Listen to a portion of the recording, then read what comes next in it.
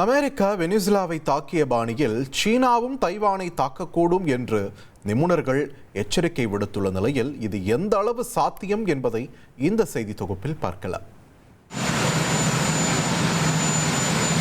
பல காலமாக வெறும் வார்த்தைகளாலேயே வெனிசுலாவை மிரட்டி வந்த அமெரிக்க அதிபர் ட்ரம்ப் கடந்த 3ஆம் தேதி யாரும் எதிர்பாராத வகையில் அதிரடியாக வெனிசுலாவுக்குள் அமெரிக்க படைகளை களமிறக்கினார்.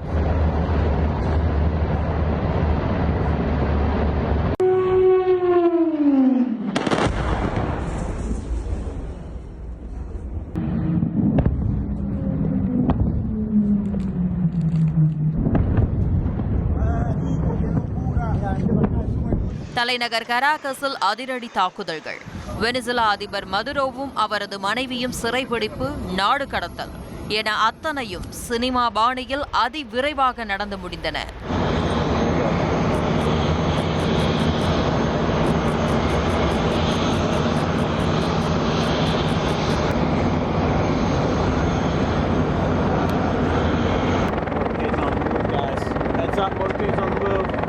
ஒரு சுதந்திர நாட்டிற்குள் இறங்கி அமெரிக்காவால் எப்படி இவ்வளவு பெரிய ஆபரேஷனை வெற்றிகரமாக நிகழ்த்த முடிந்தது என்பதை பற்றிதான் உலக ஊடகங்கள் விவாதித்து வருகின்றன.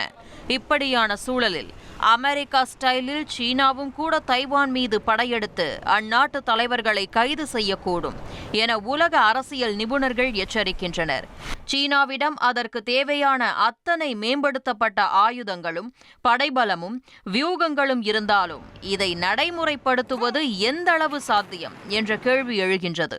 தைவான் இது போன்ற சூழல்களை சமாளிக்க பல ஆண்டுகளாக தயாராகி வருகிறது. தைவான் ராணுவத்திடம் வலுவான வான் பாதுகாப்பு அமைப்புகள், ரேடார் அமைப்புகள், தேவைப்பட்டால் தைவான் தலைவர்களை மறைக்க அல்லது விரைவாக இடமாற்றம் செய்வதற்கான அனைத்து வசதிகளும் உள்ளன. அதேபோல் சீன ராணுவத்திடம் பல மேம்பட்ட ஆயுதங்கள் இருந்தாலும் அவை பெரும்பாலும் உண்மையான போர்களில் பயன்படுத்தப்படவில்லை என கூறப்படுகிறது. மேலும் சீனா தனது அனைத்து படைகளையும் ஒருங்கிணைப்பதில் சிரமத்தை சந்தித்து வருவதாகவும் அப்படிப்பட்ட ஒருங்கிணைப்பு இல்லாதது அதிரடி தாக்குதல்களை மெதுவாக்கும் எனவும் நிபுணர்கள் கருத்து தெரிவிக்கின்றனர். மேலும் தைவானின் வான் பாதுகாப்பு அமைப்புகள் வெனிசுலாவை விட மிகச்சிறந்தவை எனவும் சுட்டிக்காட்டப்படுகிறது. தைவான் பல தலைமைத்துவ நிலைகளை கொண்ட ஒரு ஜனநாயக நாடு. இதனால் இவற்றையெல்லாம் மீறி தைவான் தலைவர்களை சீனா சிறைப்பிடித்தாலும் அதன் மூலம் ஒட்டுமொத்த தைவானையும் சீனாவால் சரணடைய செய்ய முடியாது.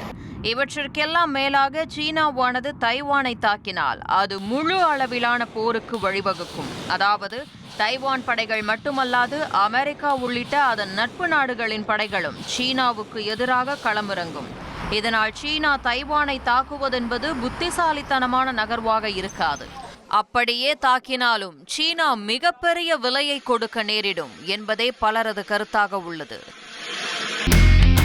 இனி செல்லும் இடமெல்லாம் செய்தி. தந்தி டிவியின் வாட்ஸ்அப் சேனலை ஃபாலோ பண்ணினா செல்லருக்கும் இடமெல்லாம் செய்தி. இதோ QR கோட் இப்பவே ஸ்கேன் பண்ணுங்க, ஃபாலோ பண்ணுங்க.